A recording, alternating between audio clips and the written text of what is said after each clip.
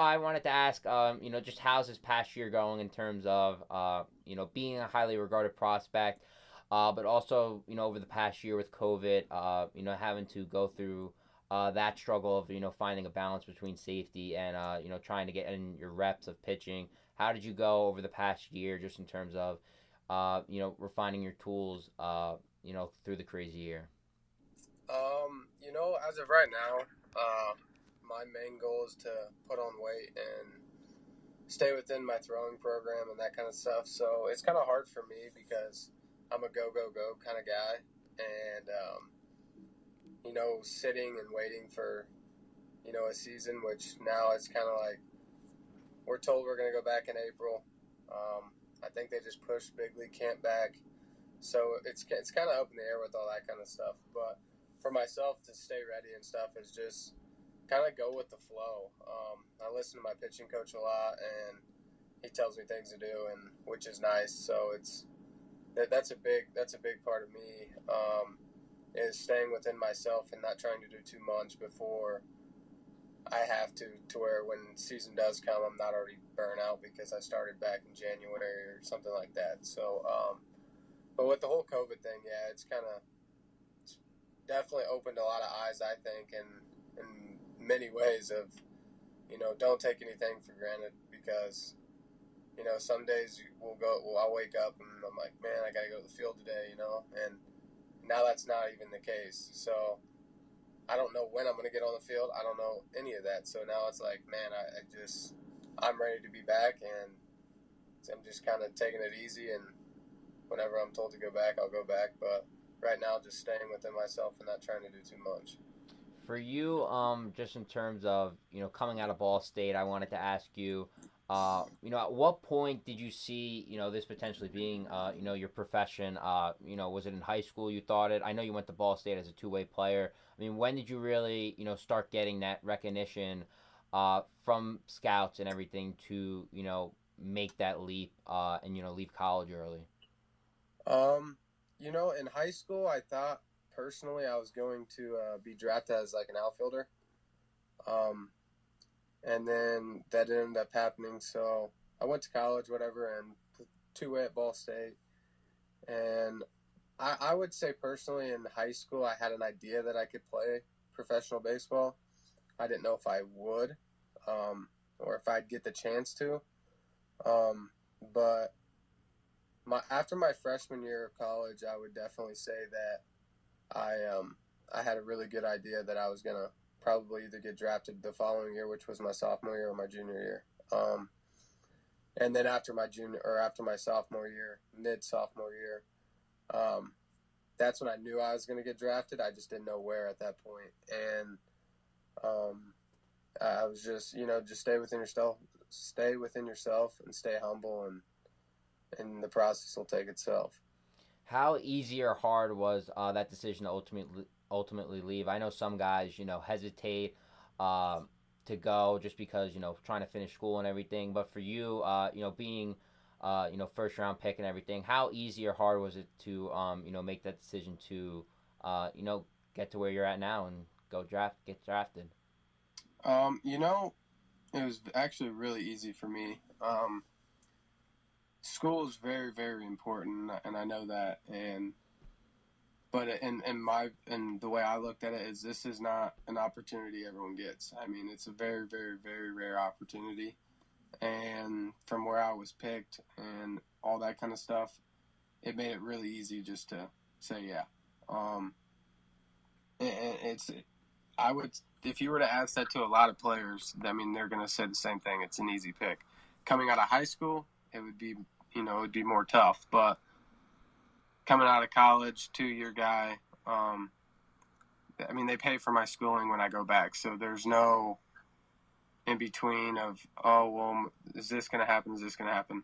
My schooling's paid for when I go back. So there's no problem there. For you, just in terms of, making that leap, I know you mentioned, going from high school to college, seeming like you wanted to, try the outfield thing more. How, new are you at the craft of pitching just in terms of, it seems like over the past 2 to 3 years, you've really, started to focus on that. So, being a guy who's, still trying to mold himself, but also, don't really have much time because you're in the pros now. I mean, how's that going for you just in terms of, coming into your own as a pitcher? Yeah. I mean, I feel like I've always pitched, but I was more of a thrower. I wasn't a pitcher, and the leap from high school to college was I was still a thrower.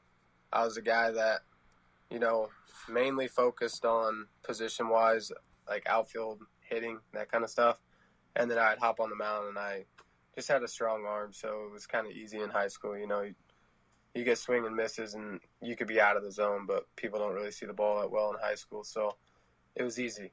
And then I went to college. I was still a thrower, and I learned that I had to develop into more of a pitcher when I couldn't hit the ball in college.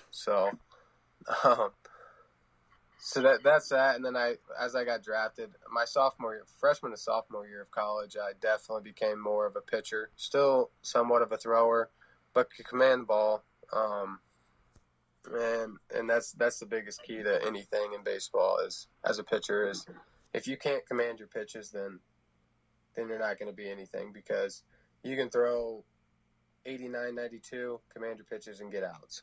And you can throw 98 to 100, and if you don't command it, it doesn't matter. They're not going to swing, and they're just going to, walk down first base. So that's huge. And now as I'm with the Diamondbacks now in the Pro Bowl, I've really developed being a pitcher, and that's like the biggest thing that I say I've accomplished so far is just knowing my shapes and how to command my fastball in different parts in the zone. So that's what I have to do to make it to the big league. So that's what I'm doing, and that's overall. I don't know, but yeah.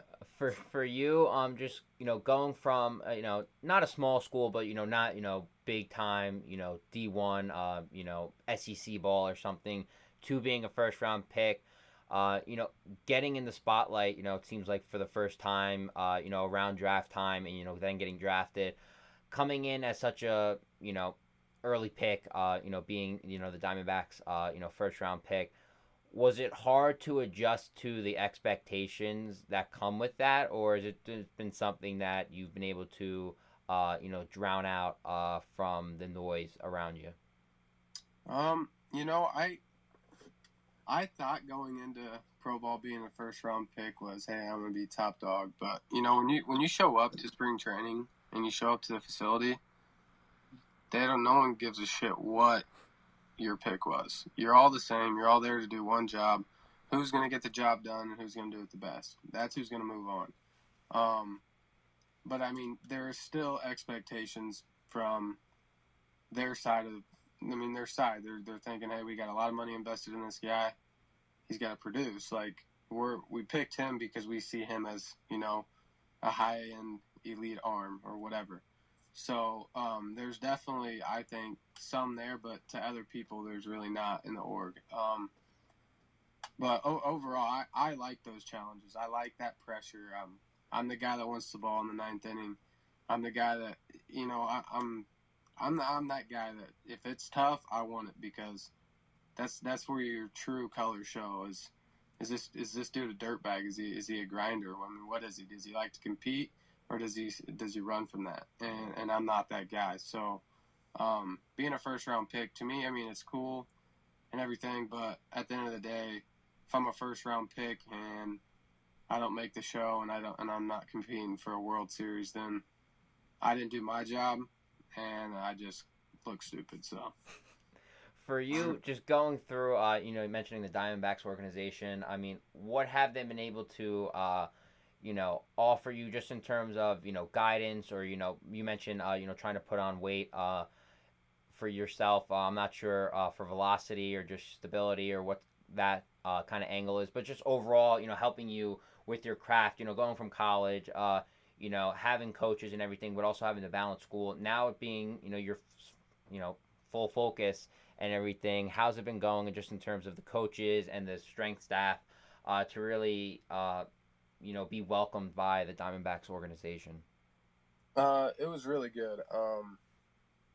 I mean, from the coaching standpoint, for what they're like, my objective is, like I said, commanding my pitches, and also shaping my curveball for my slider, because they're kind of blending a little bit right now. So that's our main goal with that. But coaching staff's great. I mean, anything that you need, anything that you ask, and they can help, they're gonna do it.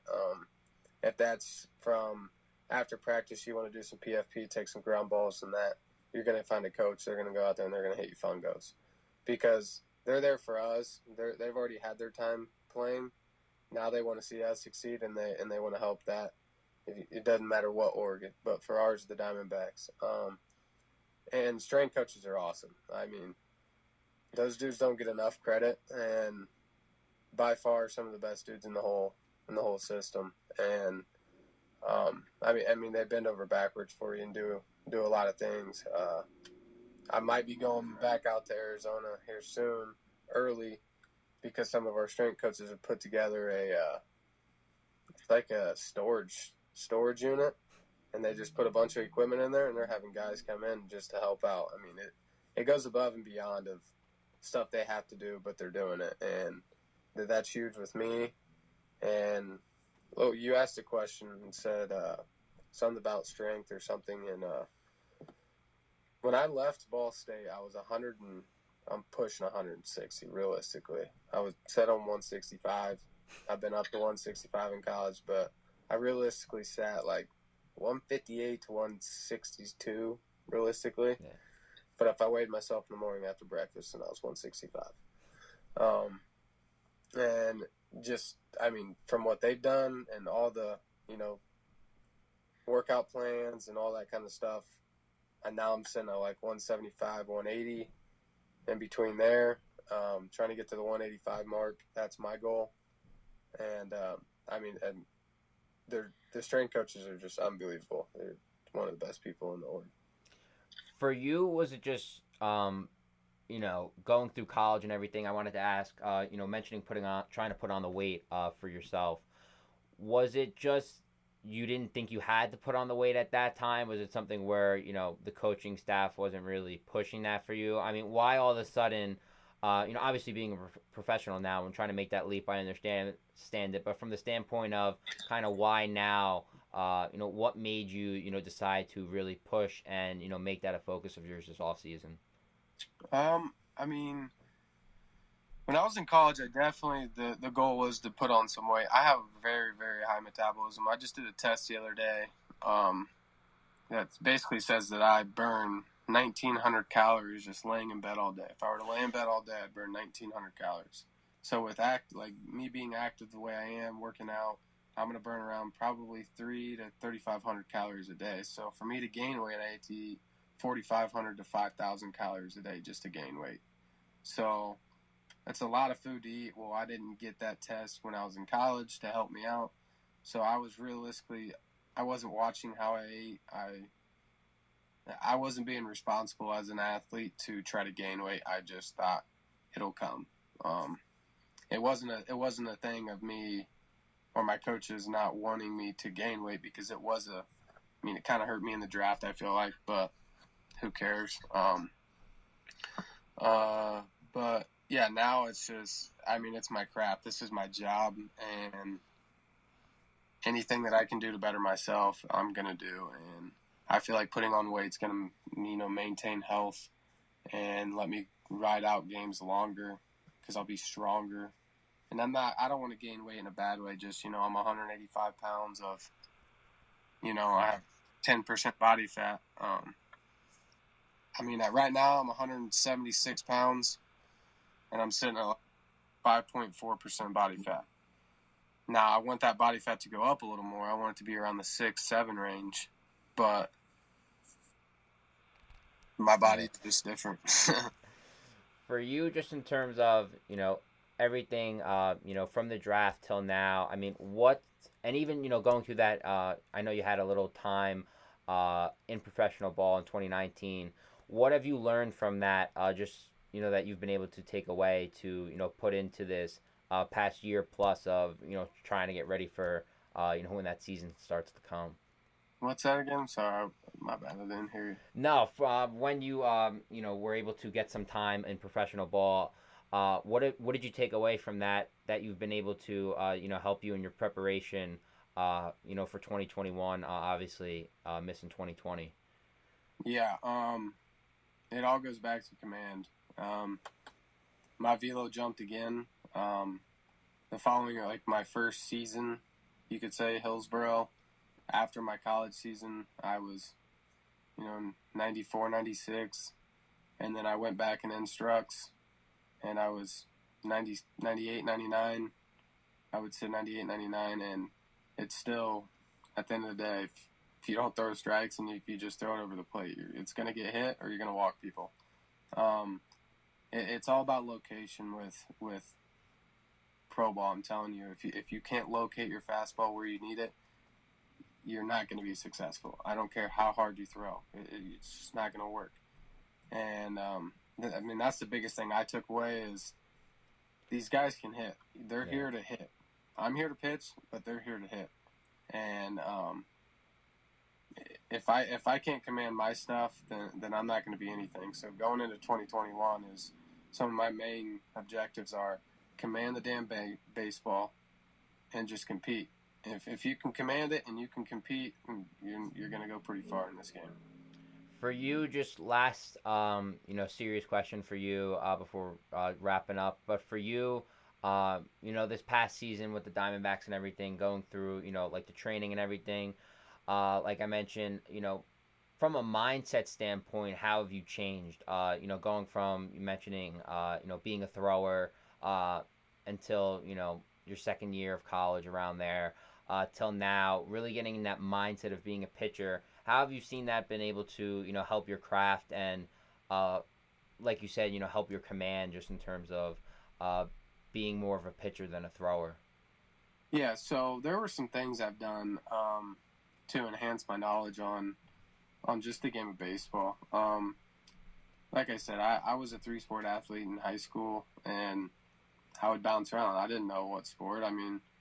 I was doing this sport at this time, and baseball was never that. And then when I was in basketball, or from football, basketball and baseball were nothing. Like, that was my sport. So I would say now definitely is enhancing my knowledge within baseball and trying to figure out ways to better myself. And mentally is a lot of mental skills. Not necessarily sitting down on the floor and kind of like daydreaming and trying to, I don't know the word, basically where you like imagine in your head or something. Yeah. I don't know. But it's more of what I did was Garrett Cole. Garrett Cole is kind of the guy right now that throws hard, commands the ball, and just dominates. So I took a side-by-side of Garrett Cole and I. So I put a video of me and I put a video of Garrett Cole, mechanically wise, to see what we do different. Well, I know we're two totally different pitchers, but we're kind of the same pitcher at the same time. So I put a side-by-side, and I just want to see like what he does differently than what I do. And there's actually not much at all. We almost throw exactly the same. The only thing that's different was I break down on my back leg more than him, which that's one thing that I'm working on now, is not breaking down. Staying more directional towards home plate and not letting my back knee fly out or bend down or go towards third base.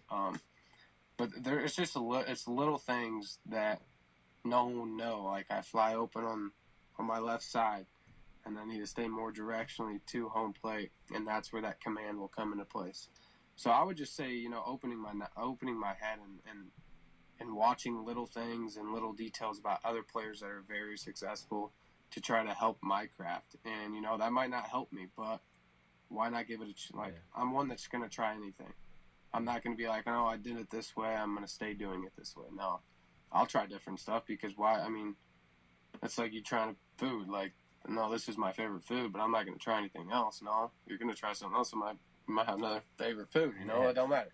So you just opening your head and realizing that there's other ways and there's other people that are doing stuff and being successful. So why not try, So Yeah, I'll definitely have to do a side by side too just to see. That's definitely pretty cool. Coming from a guy like that. But for you, I just wanted to ask you a few little simple, easy questions to wrap up. For you, what's been your favorite part of being a pro baseball player thus far? Mm. I mean, my favorite part is just the being like given the opportunity to play against some of the best guys in the world. I mean, being able to compete with some of the top end guys is definitely really cool, and some of them are really good friends of mine now that probably will be for a long time.